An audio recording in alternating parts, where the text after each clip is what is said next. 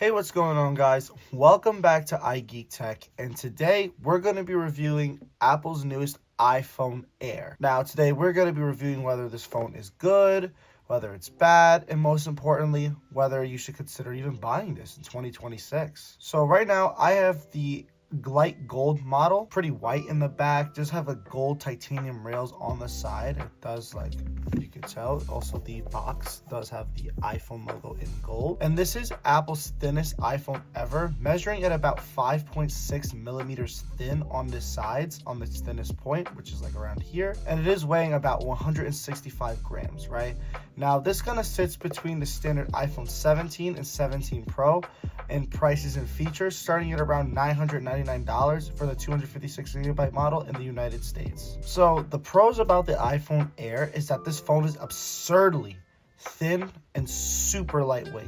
This is definitely one of the most unique and forward feature phones Apple has done within like the last, I don't know, since the iPhone 10, right? And the titanium frame makes it feel super nice and premium. And also, the double ceramic on the front and the back make this phone a super durable phone. So even like you drop it like this, it's not really gonna like damage the phone or even hurt the phone at all. So with the A19 Pro chip inside, this actually shares the same silicon as the iPhone 17 Pro, right? The performance is fast, efficient, and completely future-proof, and even has the 12 gigs of RAM that the 17 Pro does include. The only, downside to that is that it has one less GPU core than the iPhone 17 Pro. And this phone should be good when it comes to normal everyday tasks for the next 5 to 7 years. Now, featured inside this phone is Apple's Super Retina 6.5-inch Pro Motion display. It does support 120 Hz Pro Motion and has a super high peak brightness, same as the iPhone Pro models, right? This means just smooth scrolling through social media, going through your apps, and has great vivid colors with that excellent outdoor visibility that we come to see in modern flagship devices. And obviously with a new phone comes the pro features, right? And obviously coming with the new phone is the new software, iOS 26, right? This is where you get the newest software improvements, the AI features that has been falling a little bit behind compared to the competition, right? But obviously, there is the liquid glass with the transparency. I'm actually going to show you a quick example real quick, where you can kind of have it tinted, you can have it completely clear, you can have it dark, light, right? But just that design that's slightly newer, the new control center and everything like that, with the new liquid glass kind of going through everything like that. I have a pretty basic home screen in my phone where I just kind of my apps, and then have the basic apps I normally use. And then obviously I usually use Spotlight Search to kind of go to wherever I need to go. But that's also another great feature with iOS 26. This is probably the most customizable iOS has ever been. So it is starting to catch up to the customability as some Android phones, right? I know usually Apple isn't the best with that, but we go where we can. So coming into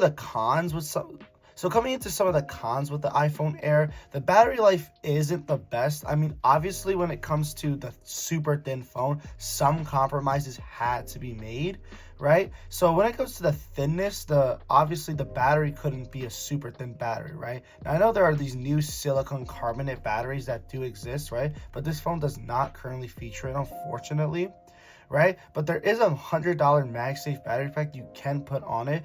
That does extend battery life. Obviously, it adds bulk and stuff like that, which is, kind of the whole point of why you would get this phone. It would make this phone thinner and you would bulk it up. So at that point, now you just have a one camera iPhone 17 Pro, which I don't really understand, but if you want that, you can, right? It only does have a 148 megapixel camera. Now, it does offer 2x optical zoom, as you can see here. It does have a 26 millimeter and 35 millimeter with a 2x zoom, and it does zoom up to 10 times, but there is no ultra wide camera, unfortunately, right? Which is a huge con, especially for most people. The ultra wide camera is huge, right? When it also doesn't have macro, so when you're taking those close-up shots as well, for example, just trying to take a picture of this box, see how it won't automatically focus, right? You have to kind of back up a little bit.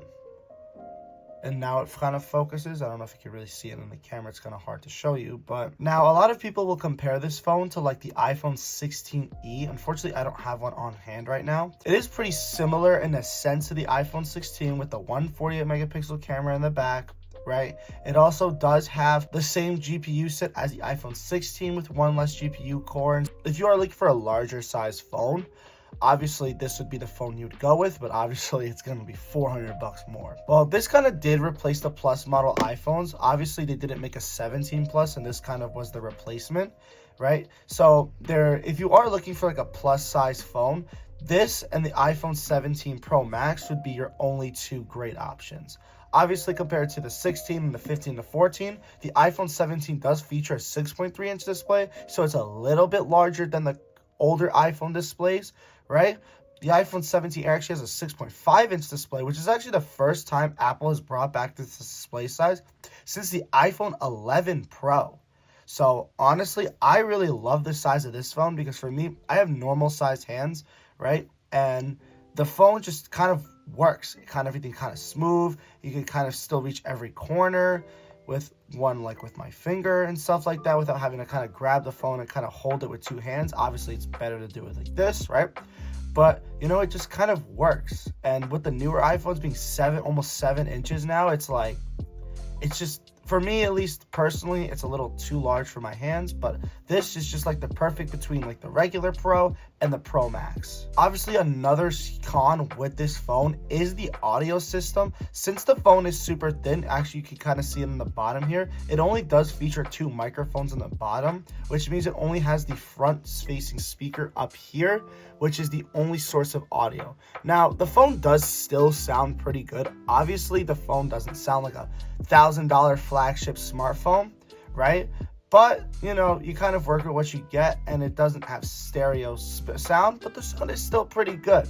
Let's think about, like, if you cover one of your phone speakers, obviously it wouldn't really sound that great because it's muffled on one side and on the other. But honestly, with the way normally people hold their phones, you're never really going to cover the speaker as compared to some other Android devices that do have a single speaker like in the bottom where it's really easy to cover it. The speaker's on the top grill right here, so it's really hard to like cover the speaker, especially when you got a case on too, right? When you're normally watching a video, the speaker should still be sounding pretty good. So obviously another like con would be if you are in like another part of the world outside of the US, this obviously doesn't support SIM cards, right? Because the phone is so astronomically thin that obviously they couldn't really fit a SIM card tray in here, right?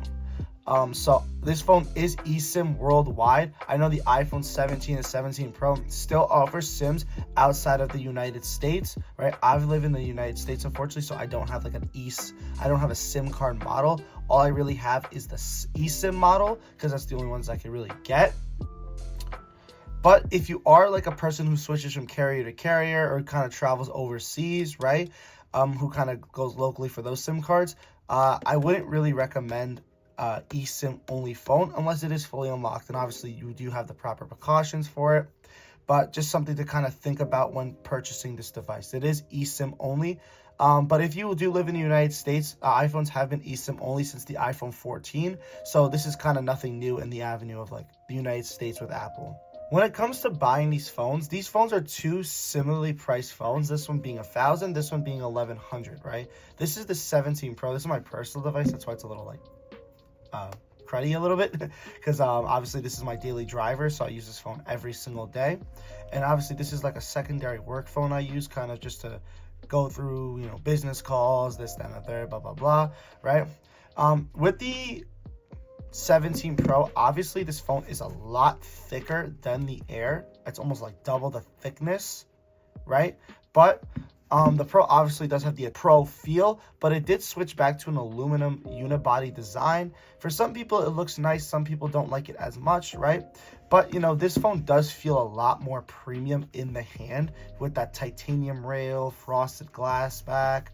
And this phone just definitely feels so much more premium, kind of more similar to the iPhone 16 Pro. So with the 17 Pro, it also does feature a triple 48 megapixel camera system with the kind of mentioning before with the ultra wide, regular wide lens, the 2x lens kind of before, but it does feature that third 4x and 8x telephoto lens, right? It also does support 4K 120 FPS video recording, which this one only supports up to, hold on, let me just get that real quick, 4K 60. So this one just does a little bit more than that. This also does feature one more GPU core, which I guess would increase if you're like a heavy gamer and stuff like that. For most people in modern day use, this not gonna really mean anything, right? The phones are already incredibly fast to the point where most people won't even notice. I mean, if the iPhone 11 still runs pretty well, the iPhone 17 and the 17 Air are gonna run pretty good for like the next like 5 to 7 years, like I said before. Also, the 17 Pro also wins in battery life, obviously with a huge, thick design and a vapor chamber cooling system. Obviously, you know, and the aluminum unibody, it obviously is way better at cooling, but it also has a thicker design, so the battery obviously is a little bit better. I, of course, like I said earlier, live in the United States, so I only have the eSIM model, right, which does have the better battery life. If you do have the SIM card model, the battery life unfortunately is worse for some reason, but you know, it is what it is. But back to kind of the Air here, right? Both have super great processing power and do have pretty good cooling, right? At least compared to the iPhone 16 Pro and then the iPhone 14 or 13, if that's usually what people are going to upgrade from. So for the Air, it's definitely more a design-centric model, while the Pro is just the overall more like the 17 Pro is more of a function over form type of design. This design is more form over function. So is this phone worth the upgrade? Is the iPhone Air worth the upgrade? I believe, yeah, honestly. If you're coming from like an iPhone like 10s, 10R, 11, 12, or 13, right? I think this honestly would be a huge leap in design, performance, and display and everything like that. Obviously, you'd be getting the ProMotion display. No ultra-wide camera, but it does have the 2x camera that the former Pro phones did have, right? Like I said, no ultra-wide camera, but the 48 megapixel camera is going to be about 4 times better than, let's say, like an iPhone 13, with does have the 0.5 and then the regular 1x, but the only zooms up to 5 times, while the Air can zoom up to 10 times with the 48 megapixel camera. Photos are obviously going to look sharper. The battery life is better than like the iPhone 13, 12, 11, and stuff like that. And even like saying even up to the iPhone 14, I feel like this phone could even be worth it, right? Once you start getting into like the iPhone 13 Pro, iPhone 14 Pro, 15 Pro, that's when I start to be like, you might want to go for like maybe the base 17 or the iPhone 17 Pro, because you might be missing out on some features, right? But if you still have like an iPhone 12 Pro or iPhone 11 Pro, I still think this phone would be worth it, because you're not really losing out on much, right? And you still are going to be getting that new ProMotion that those phones don't currently feature, and it is still like that Pro Max, older Pro Max size, so the size is still comfortable and good to use. If you're looking at iPhone 15 Pro, 15, 16, 16 Pro, or even like a 17, obviously, this phone really wouldn't change your life. I mean, it would still be an upgrade, obviously, in speed, processors, and everything like that, right? But the only reason I would buy it if I had those newer phone would just be the thin factor, right? Obviously, you know, this is the thinnest iPhone ever, and it's one of the thinnest phones in the market. But other than that, like, it's not really worth upgrading from like a 15 to 15 Pro and up. I would just go for the iPhone 17 Pro here. Is the iPhone Air worth it in 2026? Yes, if you want an unmatched design that's really cool, that's pretty fast, and it's going to get great use for years to come, I think this is going to be a great buy. I don't know how long Apple's really going to support the Air models, because they're not selling too well. So this might be like a phone like the mini line or the plus line, where you're going to be kind of like unique and stand out if you have it. But if you are looking for camera depth, long-term battery strength, and some pro-grade features, I don't think this phone would be particularly worth it. Those are more like Pro line features, but you know, that's where you would spend that extra money to get the Pro. But what do you guys think? Do you think the iPhone Air is worth it in 2026? Let me know in the comments below. And if you guys want to see any other type of reviews, like maybe the iPhone 17 or the iPhone, or like an older iPhone, like an iPhone 11, and see how that fares up in 2026, let me know in the comments below, and maybe we can make that happen. Just make sure, guys, you smash that like button, subscribe for more tech content, and comment below what you think I should do next. This is iGeek Tech, guys, and I'll see you on the next one.